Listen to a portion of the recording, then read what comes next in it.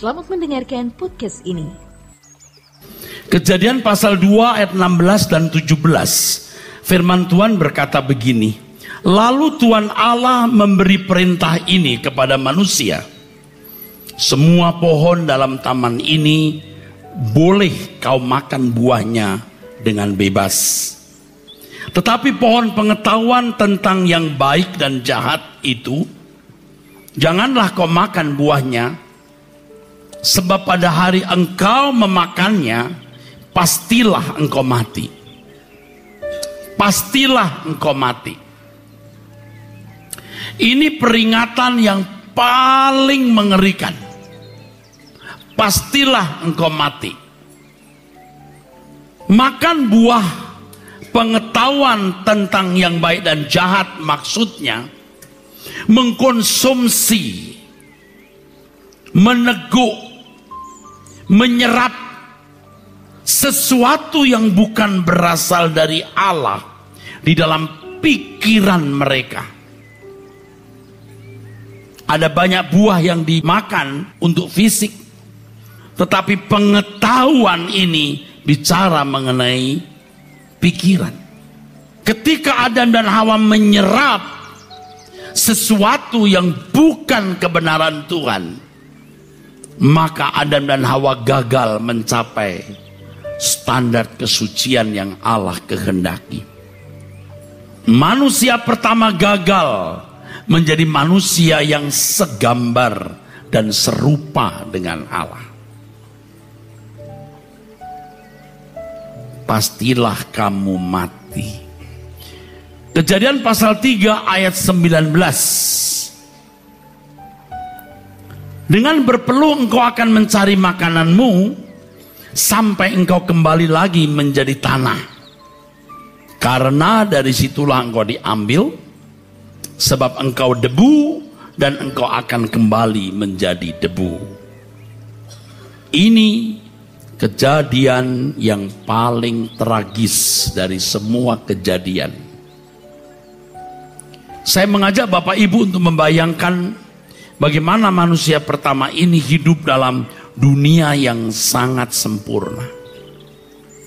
Karena Allah menciptakan bumi ini dengan keadaan yang sungguh amat baik.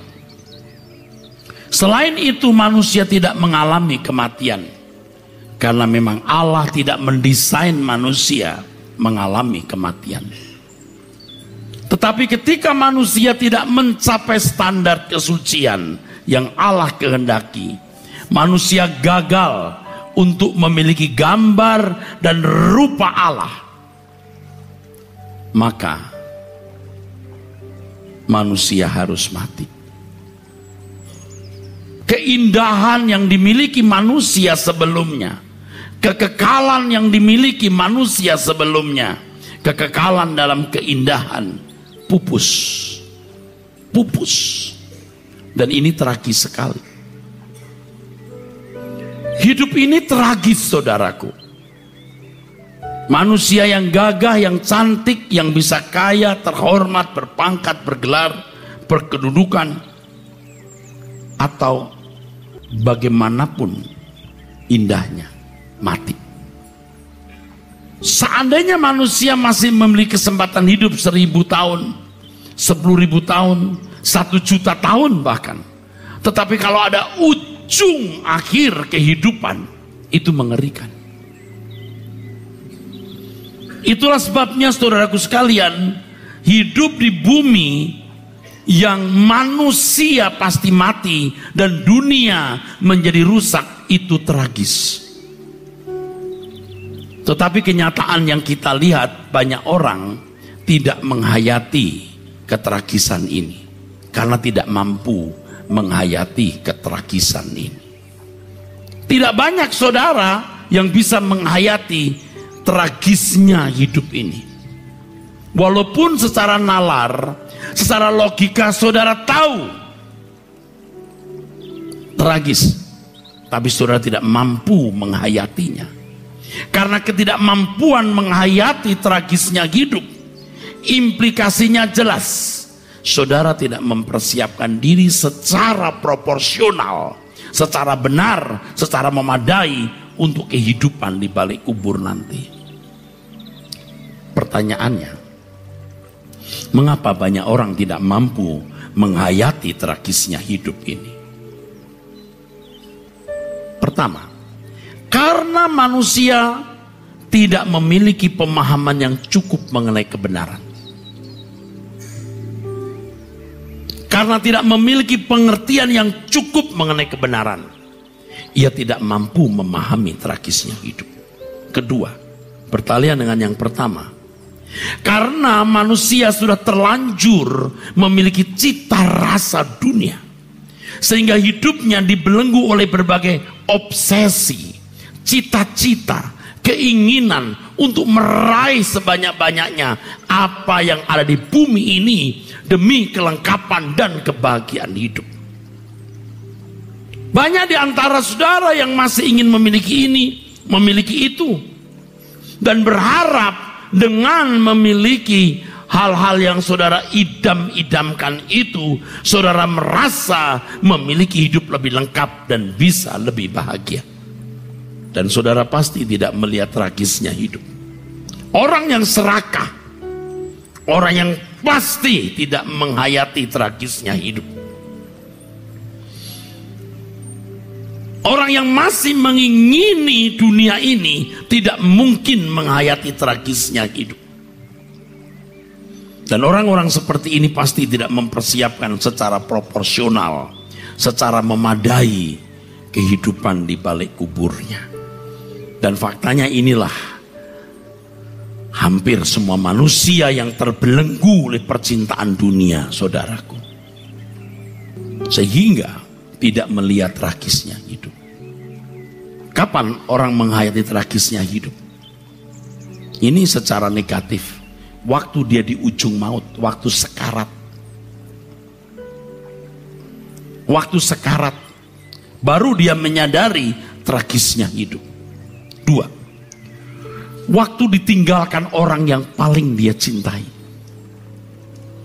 Apakah itu orang tua, apakah anak, atau pasangan hidup.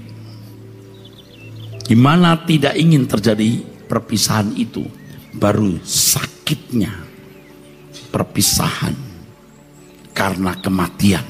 Tiga, ketika seseorang jatuh miskin, menderita sakit yang tak ada obatnya, ketika tertindas, diperlakukan tidak adil, sengsara hidup di bumi ini, baru menyadari tragisnya hidup.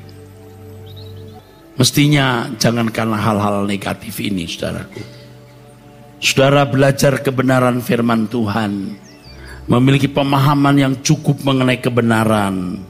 Saudara mengalami perubahan cita rasa, tidak terobsesi lagi dengan dunia, dengan segala keindahannya ini. Saudara baru bisa menghayati tragisnya hidup. Tidak mudah bisa menghayati tragisnya hidup. Tidak mudah. Mengapa banyak orang Kristen ke gereja, mendengarkan khotbah, tapi juga tetap tidak menghayati tragisnya hidup? Pasti karena salah asuh. Termasuk saya ini juga korban salah asuh. Puji Tuhan kalau Tuhan kemudian mengubah hidup saya, memberikan banyak pengertian-pengertian yang baru. Lalu melalui perjalanan hidup, saya mengerti, memahami betapa tragisnya hidup. Tragisnya hidup saya lantunkan dalam satu syair. Malam kelam, padang gersang dan tandusnya, cerita tragis kehidupan manusia. Dan satu persatu mereka yang dicinta berpulang, tak kembali lagi. Tuhan hantarlah langkahku sebelum usai hariku, untuk memahami rencanamu di dalam taman hidupku. Tuhan jelikan untuk mengerti hatimu, agar ku tunaikan semua yang Bapa ingini.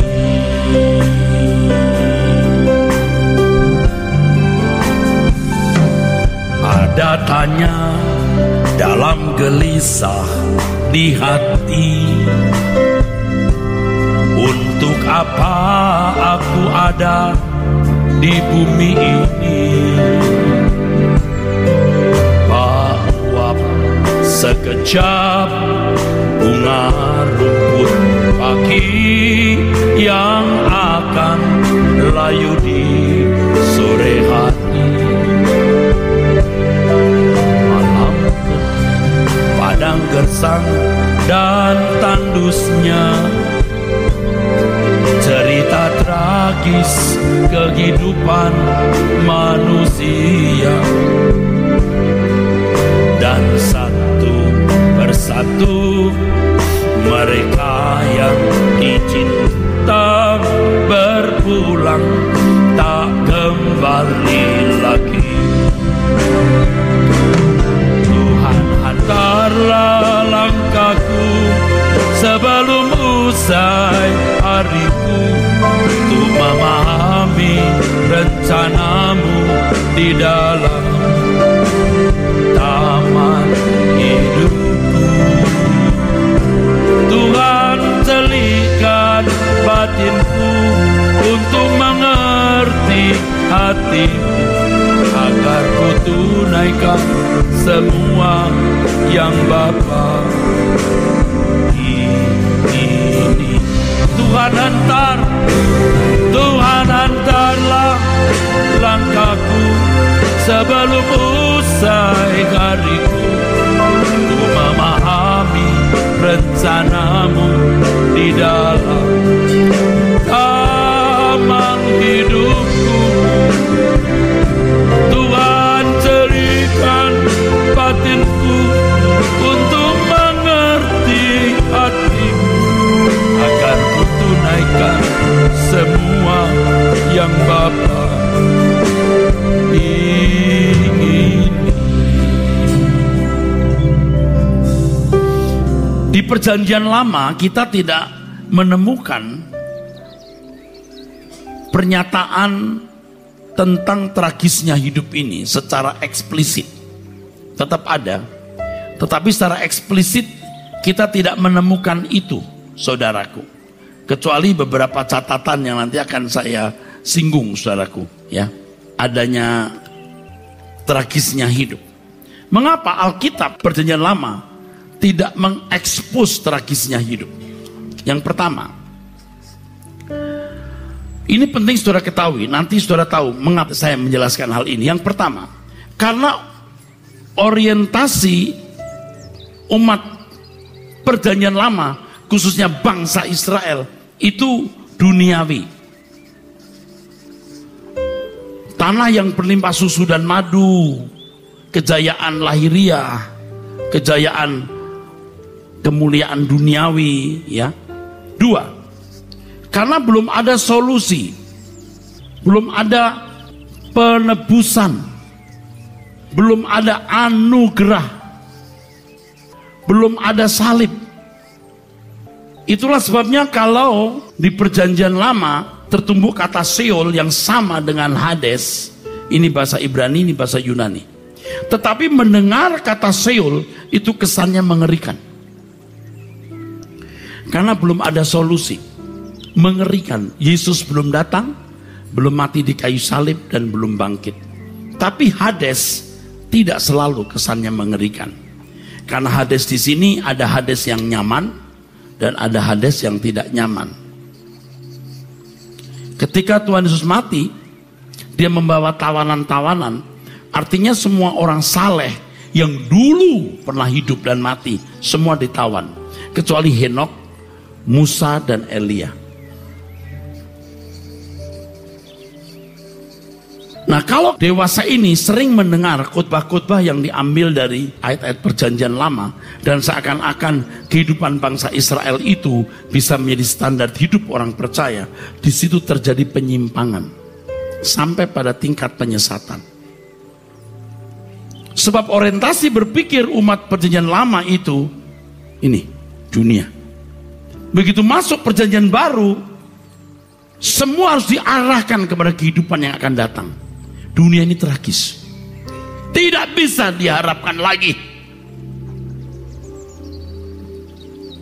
Kumpulkan harta di surga, bukan di bumi. Tuhan berkata, kamu bukan berasal dari dunia ini. Aku pergi menyediakan tempat bagimu, dan kalau aku sudah pergi menyediakan tempat bagimu, aku akan datang kembali membawa kamu, supaya di mana aku ada, kamu ada. Paulus mengatakan, pikirkan perkara yang di atas, cari perkara yang di atas, bukan yang di bumi. Jadi kalau kemudian pembicara memungut ayat-ayat perjanjian lama tanpa melihat konteksnya, kita melihat adanya penyesatan itu, penyimpangan itu.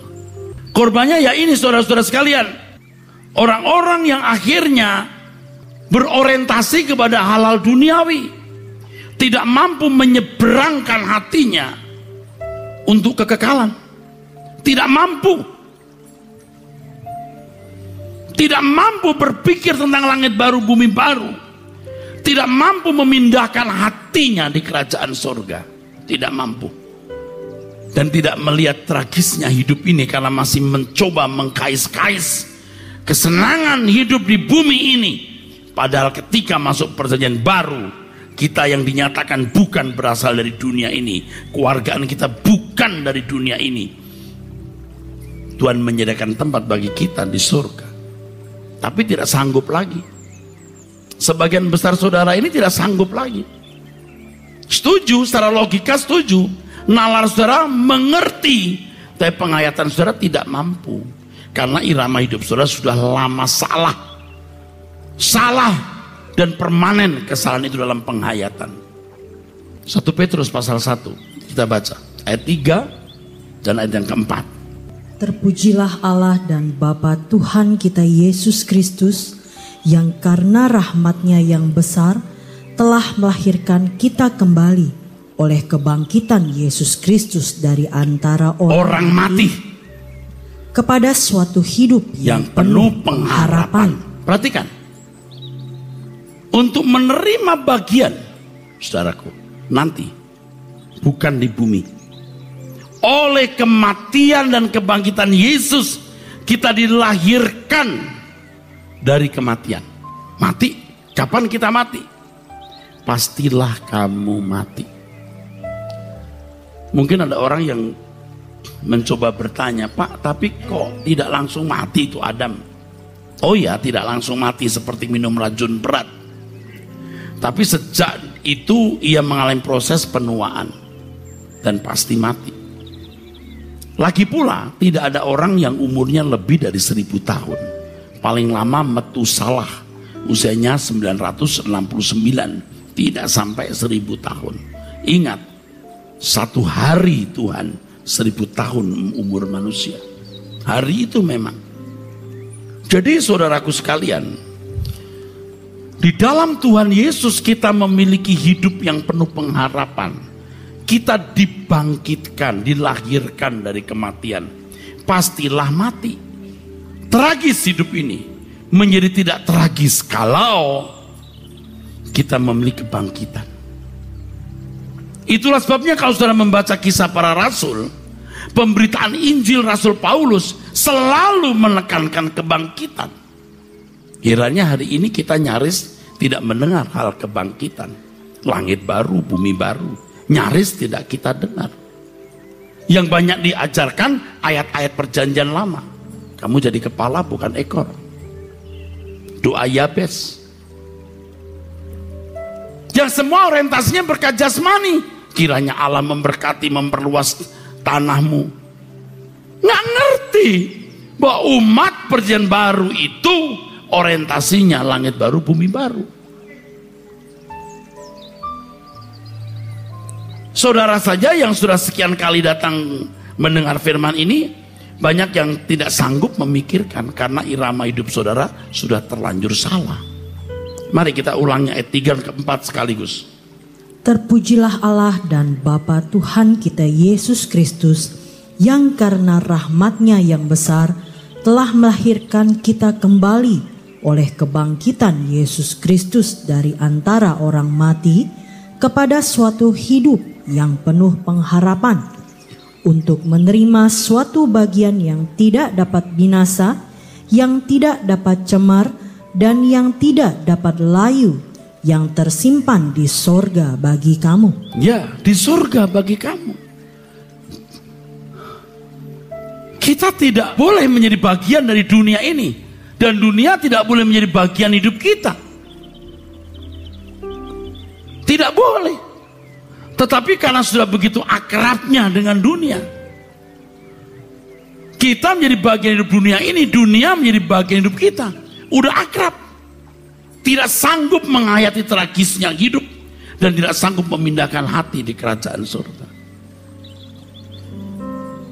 Bapak Ibu saudaraku sekalian, mari kita lihat Ibrani pasal 11. Kita melihat iman yang benar yang harus kita miliki. Alkitab berulang-ulang berkata, kita dibenarkan bukan karena perbuatan, tapi karena iman. Iman di situ bukan sekedar nalar, pikiran yang diaktifkan untuk meyakini sesuatu. Banyak orang Kristen merasa sudah meyakini Yesus Juru Selamat, dia punya iman. Iman itu tindakan. Dan Alkitab selalu mengacu kepada hidup Abraham. Maka orang percaya disebut anak-anak Abraham oleh iman. Artinya kehidupan Abraham harus menjadi model, prototipe dari hidup iman yang kita miliki. Jadi kalau tidak memiliki model iman seperti Abraham, berarti belum beriman, saudaraku. Nah, sebelum saya lanjutkan, saya mau memberikan pernyataan yang penting. Nanti baru masuk kepada pokok masalah. Kematian tidak bisa kita kalahkan dengan kehidupan. Manusia pasti mati. Lalu kita mencoba untuk mengalahkan kematian dengan mencoba membuat hidup kita berbunga-bunga di dunia ini. Toh nanti mati. Seakan-akan kesempatan hidup hanya sekali di bumi. Kita kalahkan itu kematian dengan kesenangan-kesenangan hari ini. Jika demikian Anda akan mati. Kematian harus kita kalahkan dengan kematian. Kematian harus kita kalahkan dengan kematian. Kamu harus mati, pasti mati. Sebelum nanti mati, kumatikan dagingku, kumatikan nafsuku, kumatikan ambisiku, kumatikan cara berpikirku yang salah, aku akan hidup. Anda tidak bisa mengalahkan kematian dengan kehidupan di bumi. Kematian harus kita kalahkan dengan kematian di bumi. Kematian dari manusia lama, kematian dari nafsu, kematian dari keserakahan, baru kita hidup. Maka kita berkata, matikan segala sesuatu yang duniawi dalam dirimu. Alkitab yang berkata, kamu sudah mati dan hidupmu tersembunyi bersama dengan Kristus di dalam Allah. Jika Kristus menyatakan diri kelak, kamu akan menyatakan diri bersama-sama dengan Dia hidup. Kenapa tidak diajarkan selama ini? Karena orang menghindar penderitaan. Orang menghindar kematian. Padahal Tuhan mengendaki kita masuk proses kematian. Seperti yang dikatakan Paulus, serupa dengan Yesus dalam kematiannya. Anda di tempat yang paling tepat untuk menemukan kebenaran dan memiliki kehidupan kekal. Jadi di gereja jangan urusan lagi soal berkat-berkat jasmani. Ada tatanannya itu. Saudara kalau bekerja keras, jujur, ya, bertanggung jawab, pasti cukup. Secara materi diberkati. Karena Tuhan memberi matahari kepada orang jahat dan orang baik. Memberi hujan kepada orang yang benar dan orang yang tidak benar. Sebab berapa banyak yang kamu kumpulkan tergantung ketekunanmu. Orang-orang di sana tanpa Tuhan juga bisa eksis. Jadi jangan di gereja kita menjanjikan masalahmu apa aku doakan. Pemulihan ekonomi, Di luar sana tanpa Tuhan bisa eksis. Dan pelayanan semacam itu penipuan, itu bohong. Yang mesti diajarkan adalah kebenaran. Supaya saudara bukan dihidupkan tapi dimatikan. Ini pemakaman. Anda tidak mau dimakamkan, Anda tidak hidup. Jangan memikirkan perkara-perkara dunia. Tidak usah diajar. Banyak orang kaya, banyak orang eksis, rumah tangganya juga bahagia tanpa didoakan pendeta. Orang tua kita sudah mengajarkan bagaimana bertanggung jawab, kerja keras. Cukup. Ada hukum, ada tatanan di bumi ini. Tapi kalau saudara minta berkat, lalu berharap berkat dari doa pendeta itu membuat Anda berlimpah, Anda bodoh. Biar didoakan oleh pendeta paling sakti di dunia. Kalau sudah malas, tetap amsyong juga. Kita lihat Abraham. Dia kartu mati. Dia itu kartu mati di mata masyarakatnya. Ayat 8, Ibrani 11. Dia itu kartu mati, saudara. Karena iman Abraham taat, ketika ia dipanggil untuk berangkat ke negeri yang akan diterimanya, menjadi milik pusakanya. Lalu ia berangkat dengan tidak mengetahui tempat yang ia tujui. Karena iman. Karena penurutannya terhadap apa yang Tuhan kehendaki. Dia meninggalkan Ur Kasdim. Saudara tahu Ur Kasdim?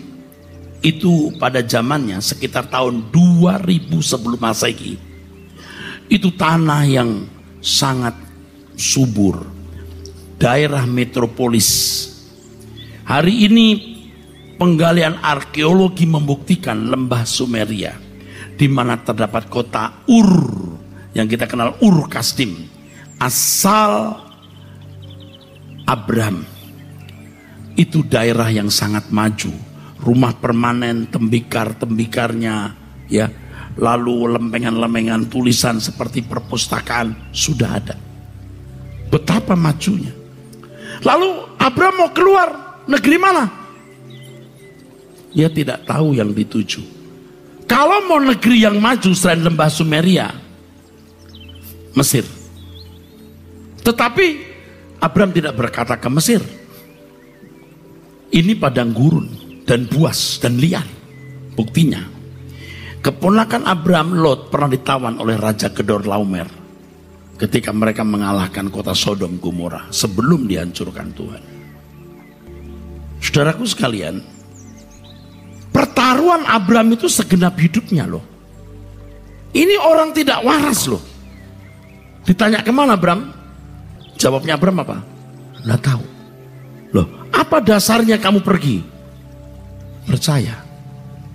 Ya udah percaya saja kamu di sini, nggak usah pergi kemana-mana. Setelah pasti di mana alamatnya baru kamu pergi. Sekarang kamu belum tahu tempatnya sudah pergi, apaan sih? Ya itu namanya percaya om. Ya terserah deh. Abraham pergi. Coba saudaraku, iman seperti ini yang harus kita miliki. Ayat berikutnya. Karena iman ia diam di tanah yang dijanjikan itu. Dijanjikan untuk keturunannya, untuk bangsa Israel maksudnya. Terus? Seolah-olah di suatu tanah asing. Ia tetap sebagai orang asing. Terus? Dan di situ ia tinggal di kemah. Ia hanya membuat kemah, bukan tidak mengerti rumah permanen. Karena dia sebagai orang asing, dia hanya membuat kemah. Terus? Dengan Ishak dan Yakub yang turut menjadi ahli waris janji yang satu itu. Nah, janji yang satu itu. Pergilah kamu ke negeri yang akan kutunjukkan kepadamu. Negeri yang satu itu maksudnya. Terus? Sebab ia menanti-nantikan kota yang mempunyai dasar, yang direncanakan dan dibangun oleh Allah. Ya, negeri ini sudah, dunia ini bukan tempat hunian yang baik. Ini produk gagal. Itulah sebabnya Pengkhotbah pasal 2 mengatakan kesia-siaan di atas segala kesia-siaan. Sia-sia semua. Sia-sia kabeh. Kamu mengharapkan apa? Abraham memberikan contoh. Aku mencari negeri yang memiliki dasar, yang direncanakan dan dibangun oleh Allah. Loh, kita anak Abraham yang imannya harus ikuti iman Abraham. Kok tidak memiliki spiritnya Abraham? Salah kan jadinya? Dibenarkan bukan karena perbuatan, karena iman. Seperti Abraham dibenarkan karena iman. Lihat hidup Abraham dong, penurutannya terhadap kehendak Allah. Fokus hidupnya dunia yang akan datang. Saya tidak memaksakan saudara untuk percaya. Saudara percaya silakan, tidak silakan. Abraham ini kartu mati di mata orang. Dia mengalahkan kematian dengan kematian.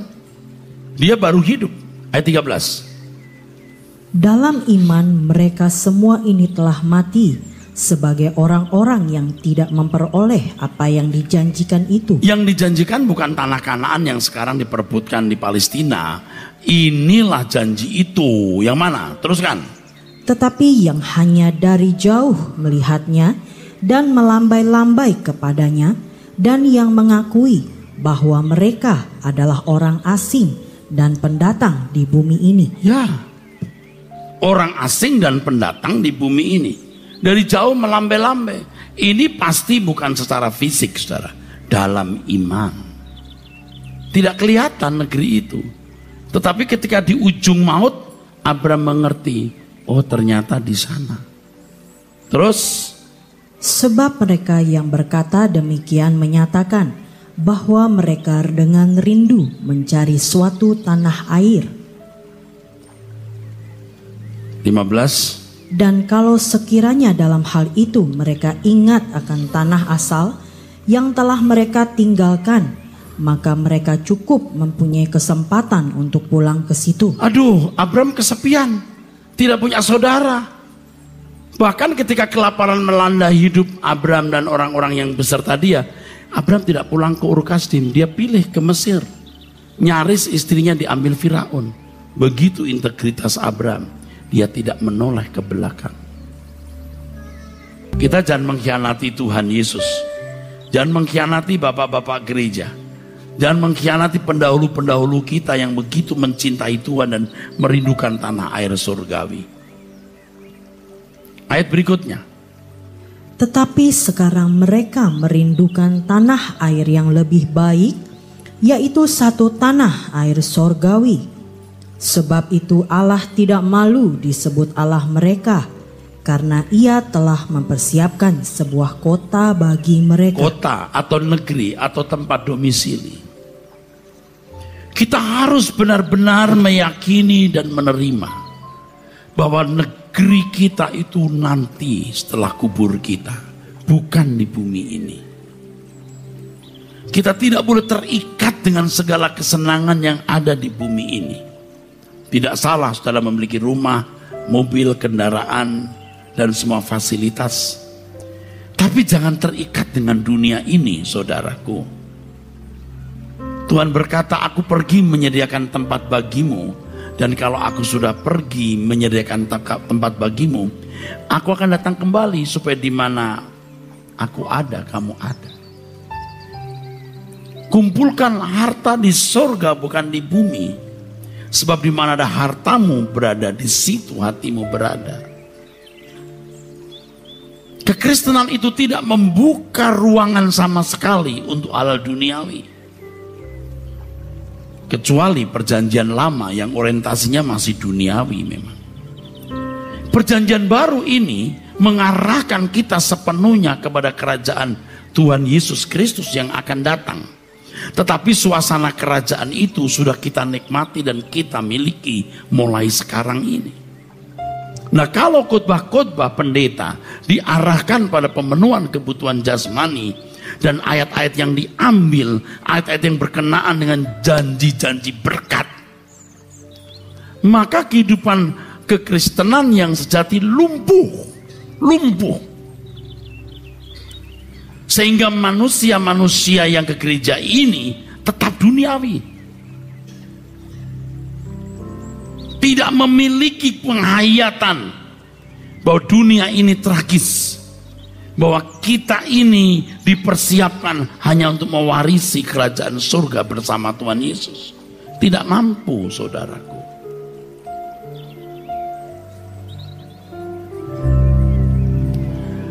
seperti Abraham sahabatmu, sampai akhir setia. Dari jauh memandang negeri perjanjian,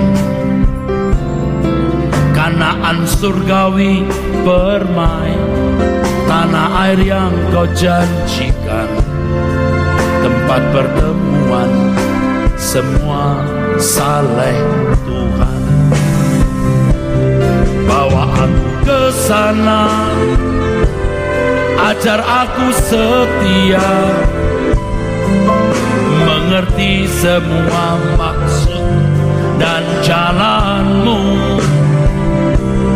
Tak ku ingini lagi indahnya dunia ini, karena ku yakin yang kau sediakan sempurna. Perhatikan syair lagu ini. Aku percaya kepadamu, walau ku tak mengerti dan tak pernah ku tahu ujung jalan ini. Namun ku tetap percaya kau yang memanggilku setia, memandu langkahku berlabuh di sana. Seperti Abraham sahabatmu, sampai akhir setia. Dari jauh memandang negeri perjanjian, Kanaan surgawi permai, tanah air yang kau janjikan, tempat pertemuan semua saleh Tuhan. Katakan, bawa aku ke sana, ajar aku setia, mengerti semua maksud dan jalanmu. Tak ku ingini lagi indahnya dunia ini, karena ku yakin yang kau sediakan sempurna. Saudara harus mulai cerdas.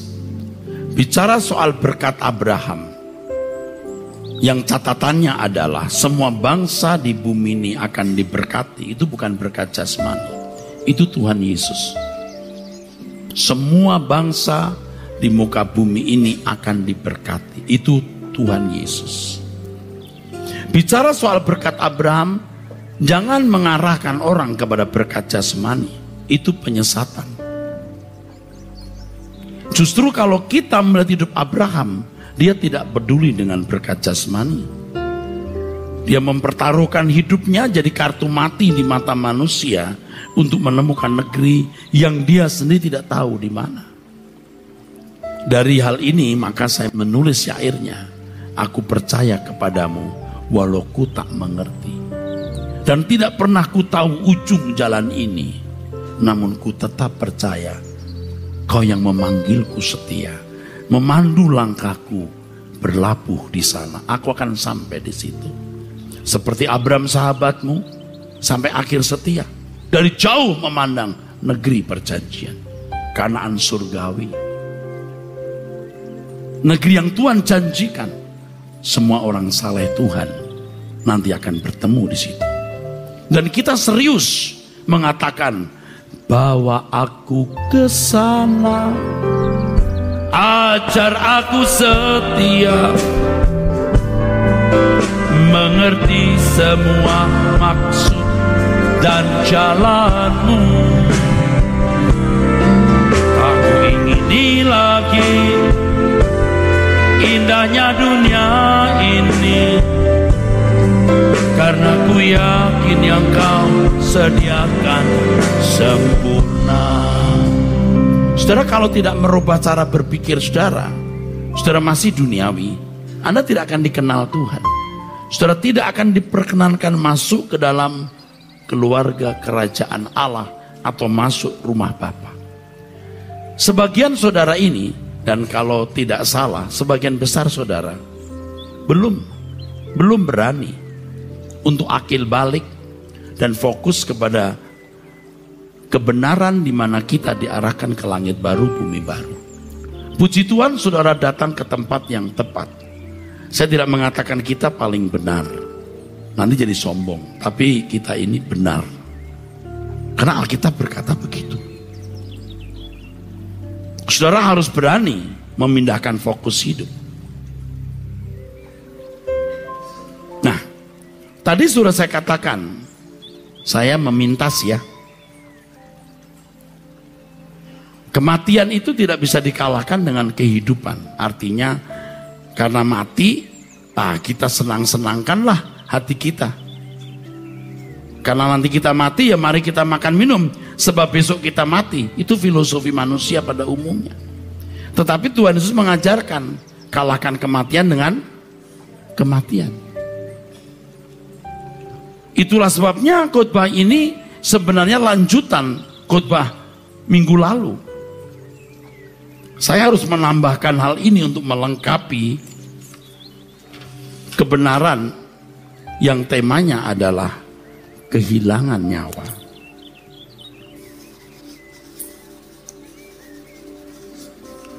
Kehilangan nyawa. Tuhan berkali-kali mengatakan ini. Kalau kamu tidak rela kehilangan nyawa, kamu tidak memperoleh nyawa. Tapi kalau kamu kehilangan nyawa karena aku, kamu akan mendapatkan nyawa. Dan setiap ayat yang berkenaan dengan kehilangan nyawa ini sudah saya lihat saudaraku. Sudah saya lihat. Dilihat dari konteksnya setiap ayat itu muncul. Nyawa itu bisa menunjuk 3 hal. Paling tidak 3 hal. Yang pertama, nyawa itu keluarga. Keluarga itu nyawa. Banyak orang mengkhianati kesetiaannya kepada Tuhan Yesus karena keluarga. Saya tidak mengatakan saudara harus menelantarkan keluarga, tapi jangan membangun kerajaan di dalam keluarga. Sebab akan berakhir keluargamu. Akan berakhir. Ada seorang bapak yang berkata, suami istri, saya punya anak banyak supaya nanti hari tua saya ditemani. Tapi ternyata anak-anaknya tidak menemani dia. Oleh sebab itu, perhatikan, orang yang tidak menikah atau belum menikah, jangan memaksa menikah. Ingat ini. Kita keluarga kerajaan surga. Jangan memaksa membangun keluarga. 2. Kalau Anda tidak punya anak, jangan memaksa punya anak. Kecuali saudara minta pimpinan Tuhan mengizinkan saudara bayi tabung atau fertilisasi in vitro. Tapi kalau itu saudara lakukan hanya karena demi kebahagiaan, melengkapi pasangan hidup, melengkapi hidup berkeluarga, saudara tidak memandang Tuhan. 3. Jangan mencoba mengambil anak angkat secara sah kalau Tuhan tidak kehendaki. Saya sudah melihat berkali-kali orang salah mengambil anak angkat. Tidak selalu. Kalau saudara merasa lebih lengkap punya anak angkat, saudara akan menyesal suatu hari. Lagi pula anak angkat yang kau angkat belum jelas gennya. Orang tuanya begitu baik, kenapa anak ini begini brengsek? Gennya beda. Sehebat-hebatnya, selengkap-lengkapnya anak angkat tidak akan secun dengan orang tua kalau itu bukan darah dagingnya. Tapi kalau Tuhan suruh, please deh, tidak masalah. Kalau kita tidak punya anak, kita bisa mengurus banyak anak dengan satu pemikiran bahwa kita tidak bermaksud untuk mencari kebahagiaan karena anak. Di rumah kami juga ada anak-anak yang bukan anak kandung kami.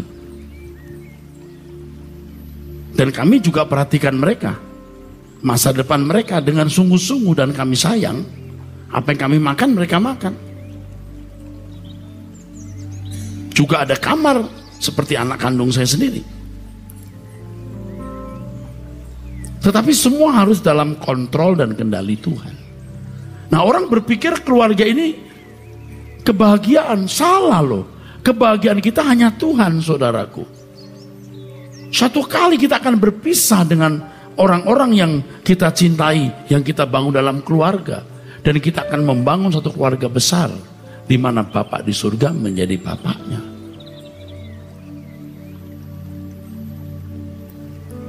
Coba lihat bagaimana orang menyekolahkan anaknya, memenuhi segala kebutuhannya, membelikan rumah dan lain sebagainya. Tapi pekerjaan Tuhan tidak ada pedulikan.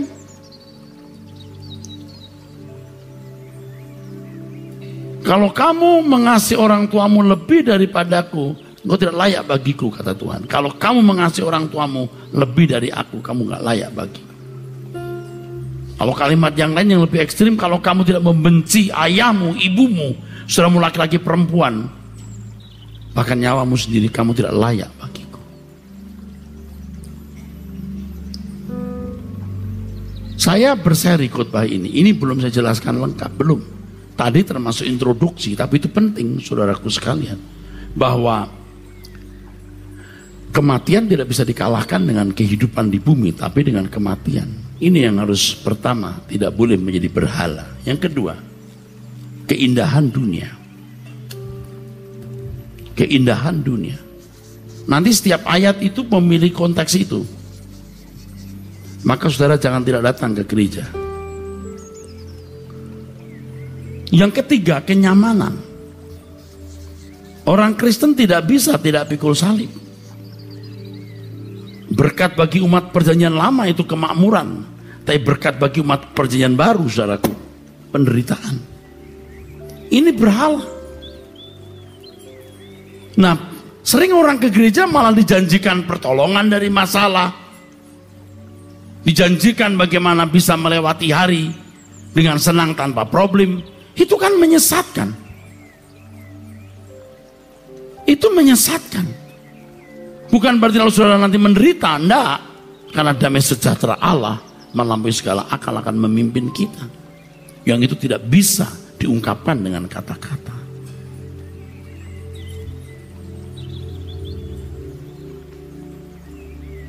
Salah seorang yang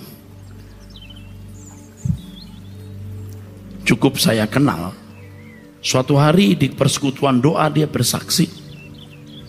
Dengan istrinya dia terbang ke Jakarta, dari Guangzhou dia terbang ke Jakarta. Tidak lama kemudian pesawatnya mengalami turbulence atau mengalami masalah mesin. Saya duduk di situ, saya dengar kesaksiannya. Dia pegang tangan istrinya. Barangkali itu adalah hari terakhir. Lalu dia nyanyikan satu lagu karangan saya. Tuhan, Engkau kebahagiaanku, sukacita dalam hatiku. Apapun terjadi di hidupku,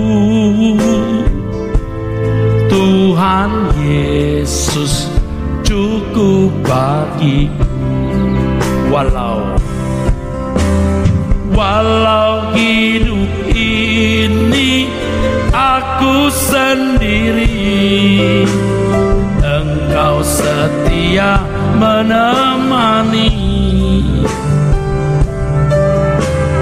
Walau tiada harta dan kehormatan, Tuhan kekayaan abadi. Beberapa saudara di sini kenal orang ini. Dia seorang pembisnis yang sukses, yang tidak diragukan aset kekayaannya. Tetapi ketika pesawat itu mengalami masalah di udara, dia pegang tangan istrinya nyanyi lagu ini. Tapi dia mengubah lagu ini tanpa minta izin saya. Walau hidup ini aku sendiri, Engkau setia menemani. Lalu dirubah.